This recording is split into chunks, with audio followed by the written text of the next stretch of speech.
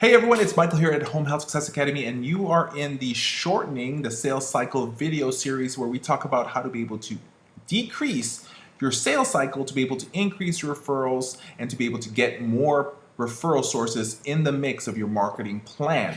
So in this video, we're going to be able to talk about decision makers, right? So before you actually walk into these facilities, you must be able to know who are the key decision makers, and at the same time is people that you should not be presenting to first of all not waste your saliva, not waste your time, and not waste the oxygen that you breathe. Okay, so here's the thing. A lot of times, and this is something that I've seen actually, I was supposed to be in a meeting with an administrator. This actually happened 2 months ago, about, let me see here, around August 2018. And I was with a client that I was working with, and we were doing a live training at a facility where we actually went with them into a facility that they're trying to get to refer to them. And so, we were able to get the appointment, and we're about to meet with the administrator. And so we're sitting in the lobby, and while this is happening, here comes two gentlemen, right? Here comes two gentlemen, and right there and then I already knew that they're marketers, just how they walked in. Once you've been in this industry for so long that you know just how people act, and then how they act the wrong way. So I try not to trash talk, and that's one thing I don't believe in is talking negative, but I just want to be able to give a sample. Number one, I'm not telling you what the name of the company is. Number two, I'm not telling you what city it is.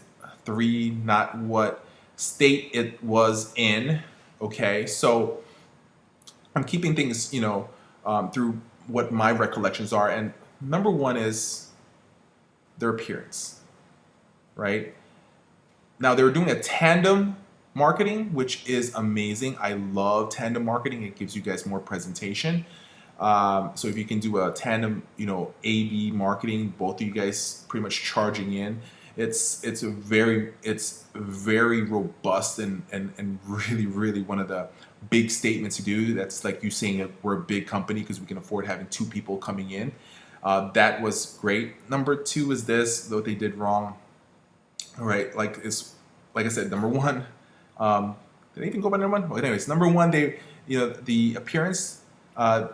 One was wearing jeans, and when you're a marketer, you should not be out there wearing jeans trying to go in and press somebody, because that's not businesslike. So if you're a guy, slacks, khakis, collared shirt if you need to be. You can wear, a polo shirt if you want, just nothing with like big names posted in the front.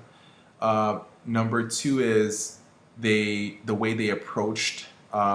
They had their brochures in their hands. That's a no-no as well. So these are more advanced stuff that we're doing, but I just want to be able to bring it up to you guys.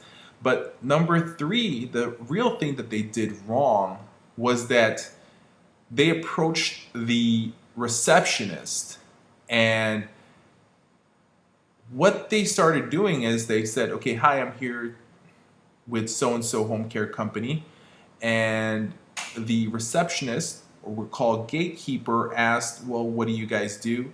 And then they get into what we call a presentation mode, and they start talking about their services, their products, everything what they do. They brought in the big guns, as I call sometimes, right? The big guns is like we provide quality care, we have 24-hour on-call service. They started saying all that typical stuff that most agencies say, and honestly, I don't use anymore, and I don't use when I market my company, because that is something that really most companies don't really care about, right? Because everybody says they have quality care.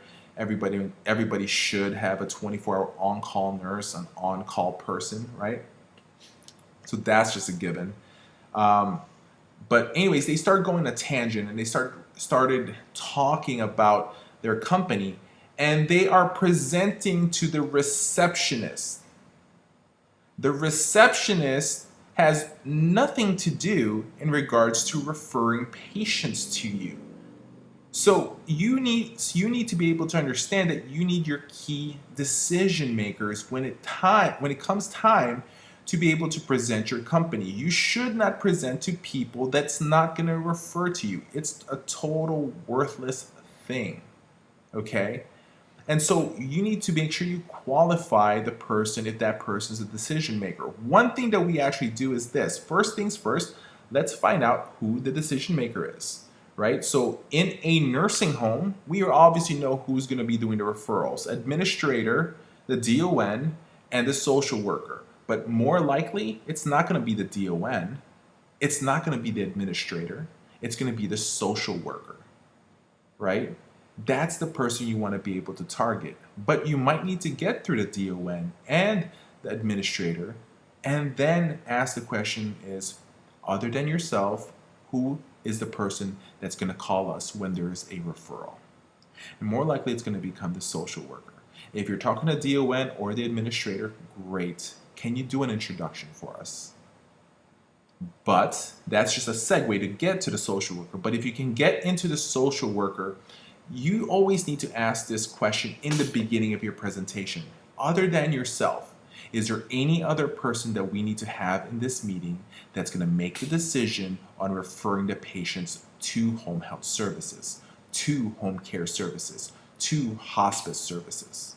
That question needs to be asked because that prevents them from having an exit strategy where later on in the presentation, they say this: great, what I'm going to do is I'm going to review this with the rest of the team to what?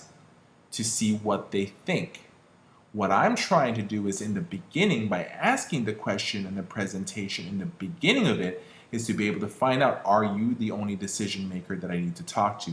But if you need to bring other people, bring them in, right? If they say nothing, if they say, no, I make the decisions, then continue on.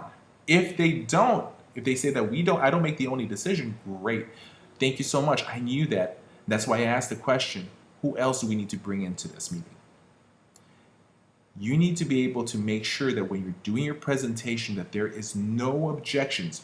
Remember, if you watch our first training series on how to sell and creating a sales process, what we talked about is making sure that you address any potential objections and bring it up yourself before they can bring it up themselves.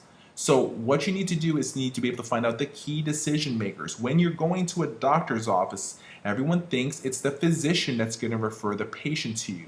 95% of the time, it's not the physician. He doesn't care anything. He just needs to see so many patients so he can get paid, right? It's the front office person. It's the front office manager. That's who you need to be able to target, right? So when you're in that meeting, when you're starting to talk to somebody, if you're meeting a doctor, great, make the doctor, meet with them. Hey doc, other than yourself, when you need to refer a patient, who do you ask from to call the home health agency?